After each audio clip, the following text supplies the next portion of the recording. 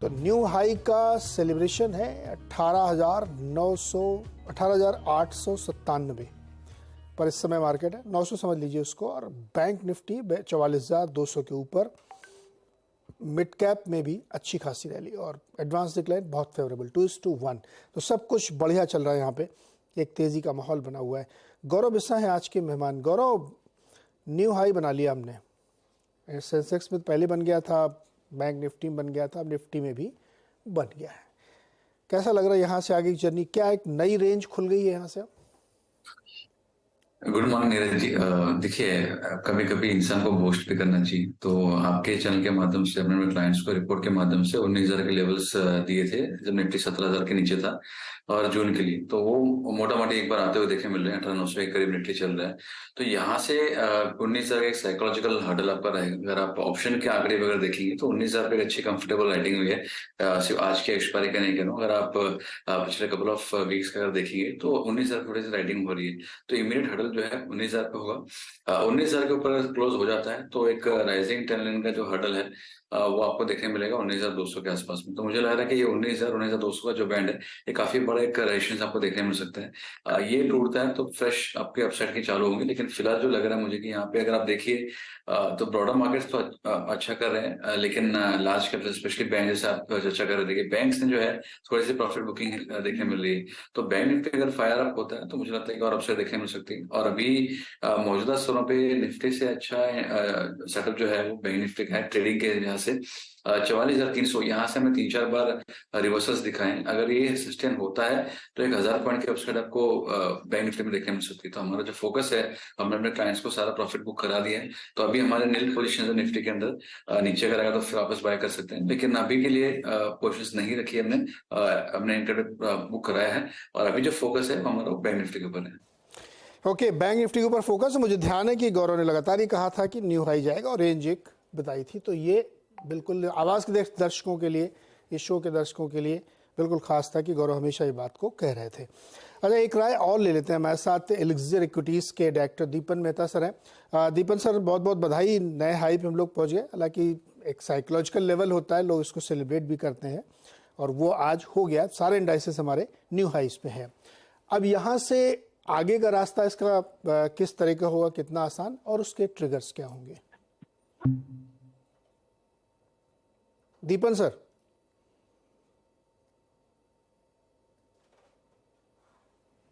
अच्छा, दीपन सर का शायद अभी डिस्कनेक्ट है फ़ोन, तो वो हम लोग दोबारा लेंगे इस पर। तो गौरव, अब तो एक नई रेंज खुलती हुई यहाँ पे दिख रही है, मार्केट में एक बढ़िया तेज़ी है। मिड कैप ने एक्चुअली पिछले अगर आप 8, 10, 15 दिन देखें तो उसने बड़े वाले इंडेक्सेस को आउट परफॉर्म किया है। क्या मिड कैप में कोई आपने ऐसा इस वक्त खरीदारी के लिए कोई स्टॉक चुना है क्या? ये मिड कैप्स पे हमारा फोकस रहा है और अप्रैल से लेके हार्डली हमने कुछ थोड़ा बहुत जो लार्ज कैप्स में अपने क्लाइंट्स को रिकमेंडेशन करवाया था। ऐसा नहीं कि बिल्कुल नहीं था, लेकिन मिड कैप्स में हमने काफी चर्न करवाया है। यहाँ पे जो अच्छा हमने अभी रिसेंटली क्लाइंट्स को दिलवाया है वो है वी गार्ड। एक अच्छा ब्रेकआउट हमको देखने मिल रहा है वी गार्ड के अंदर। तो अगर यहाँ पे कोई बाय करता है 275 का स्टॉप लॉस होगा, 7-8% की अपसाइड के लिए उसको प्ले कर सकते हैं।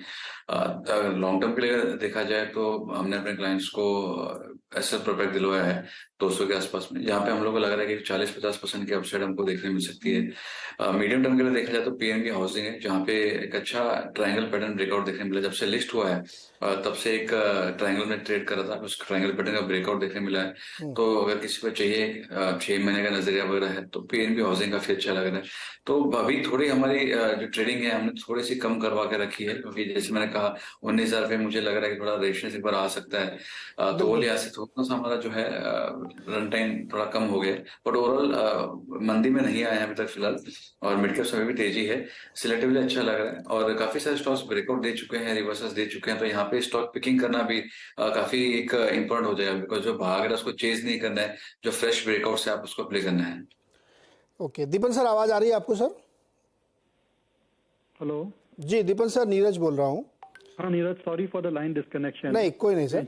तो न्यू हाई हम लोगों ने बना लिया है सर, और बहुत बहुत बधाई सभी लोगों को। हालांकि एक साइकोलॉजिकल लेवल लोग मानते हैं इसको, लेकिन इम्पॉर्टेंट इसलिए होता है क्योंकि फिर इसके आगे की जर्नी हम लोग देखते हैं। तो मैं जानना चाहता हूँ कि यहाँ से आगे का रास्ता कितना आसान, कितना मुश्किल, और ट्रिगर्स क्या होंगे यहाँ से आगे के लिए? देखिए, ये बहुत ही बढ़िया डेवलपमेंट है और सभी मार्केट पार्टिसिपेंट्स को बधाई हमारी तरफ से। और मेरे ख्याल से एक नया बुल फेज चालू हो सकता है इस लेवल से, अगर we are able to go beyond 19,000 Nifty, 19,200 Nifty, तो और भी जोश और कॉन्फिडेंस आ सकता है मार्केट में।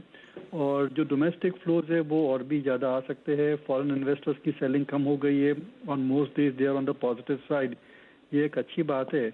और मेरे ख्याल से जब तक ये अर्निंग सीजन फुल फ्लो में चालू नहीं हो जाती, तब तक के लिए market is in a very good situation. As of now अगर आप देखेंगे तो दो चीज़ें मार्केट को ड्राइव करेंगी, एक तो ये अर्निंग सीजन जो आ रही है मिड जुलाई से, और दूसरी बात मॉनसून। तो अगर ये दो ठीक ठाक रहती है and there are no negative surprises, तो I think markets can scale to even higher highs from these levels. और बहुत ही बढ़िया माहौल बन रहा है और सभी तारे मिल रहे हैं कि Sensex can cross 70,000 in the near term in this year, and Nifty may cross beyond 20,000 in this year itself. So we are looking at significantly higher levels from this point on. Okay, 20,000 का Nifty और 70,000 का Sensex इस साल आप देखेंगे इस bull phase में, अगर मॉनसून ठीक ठाक रहा और बेहतर स्थितियां यहाँ पे अर्निंग्स में बनती रही जो हमारी शुरू होने वाली है। दीपन सर, एक क्या बल्कि दो सेक्टर हैं जिन्होंने इस वाली रैली में, जो भी रिसेंट रैली है, इस पे बहुत कम पार्टिसिपेट किया या रादर नहीं पार्टिसिपेट किया। उसमें एक आईटी सेक्टर है और दूसरा हमारे बैंकों ने भी बहुत ज़्यादा इसमें पार्टिसिपेट नहीं किया है। इन दोनों सेक्टर पे आपके नज़रिया क्या है? देखिए, आईटी पर थोड़ा मैं कॉशियस रहना चाहूँगा, क्योंकि ये जो अर्निंग सीजन आएगी आईटी के लिए इतनी अच्छी नहीं रहेगी, and we could expect negative surprises not only from large cap but mid cap ITs में भी कुछ प्रॉब्लम आ सकते हैं। एक्सपेक्टेशंस थोड़ा ज़्यादा है, अर्निंग्स एस्टिमेट थोड़े आई थिंक ऑप्टिमिस्टिक है, तो आईटी में थोड़ा सावधान रहना चाहूँगा। And that's some of the reasons which can keep the market to move up very very slowly. लेकिन बैंक्स में पॉजिटिव आउटलुक बहुत ही पॉजिटिव है, और आप आंकड़े देखेंगे जून क्वार्टर के बहुत बढ़िया रहेंगे। और मेरे हिसाब से अगर प्राइस टू अर्निंग्स और प्राइस टू बुक मैंने वैल्यूएशन रेशियोज नहीं भी बढ़ते हैं, फिर भी एक गैप बन जाता है for banking shares to move up higher, क्योंकि उनकी अर्निंग्स अच्छी रहेगी, अर्निंग स्ट्रांग रहेगी। तो मेरे ख्याल से banks certainly is a sector which has taken leadership और will take leadership also, and will take leadership going ahead. तो ये एक सेक्टर पर हमारा व्यू ओवरवेट या पॉजिटिव आउटलुक का है। ओके, दीपन सर, अभी हाल फिलहाल में बहुत सारी डील्स हुई हैं। कुछ जगहों में प्रमोटर ने बेचा, कुछ जगहों पे प्राइवेट इक्विटीज बेच के निकले। हालांकि सेम टाइम पे बायर्स भी बहुत थे, फंड ने बहुत खरीदा। क्या ये कोई चिंता की बात है या ये एक नॉर्मल रूटीन है? ये चिंता की बात नहीं, ये बहुत ही बढ़िया डेवलपमेंट है, क्योंकि अगर आप इतने high volume high value stake आप बेच सकते हैं in a matter of few minutes, और it's very good for the market. और ये दिखाता है कि हमारा मार्केट्स में काफ़ी अच्छा डेप्थ है, ब्रेथ है, और बहुत सारे पार्टिसिपेंट्स है जिनके डीप पॉकेट्स है, जिनकी अच्छी कैपेसिटी है अब्जॉर्ब करने के लिए। तो आई थिंक दैट इतनी बढ़िया डील्स हो रही है, तो that will attract even more foreign investors who have not yet fully committed to India. ऐसे कई ग्लोबल इन्वेस्टर्स है जिनकी वेटेज इंडिया में बहुत कम है, they are not big investors in India, और उनके पास बिलियंस ऑफ डॉलर्स है ग्लोबल मार्केट में इन्वेस्ट करने के लिए, but they just need deep markets, they need good quality governance. तो अगर ये